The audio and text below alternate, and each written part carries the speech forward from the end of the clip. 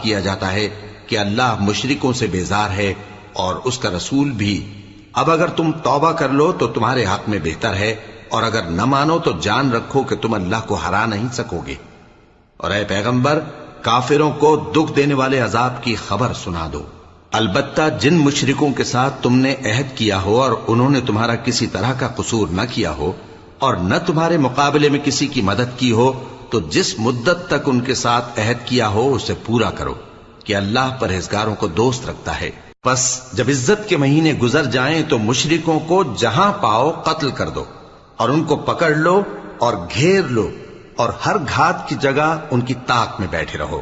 پھر اگر وہ توبہ کر لیں اور نماز قائم کرنے اور زکوٰۃ دینے لگیں تو ان کا رستہ چھوڑ دو، بے شک اللہ بخشنے والا ہے، مہربان ہے۔ اور اگر کوئی مشرک تم سے پناہ کا خواستگار ہو تو اس کو پناہ دے دو، یہاں تک کہ وہ کلام اللہ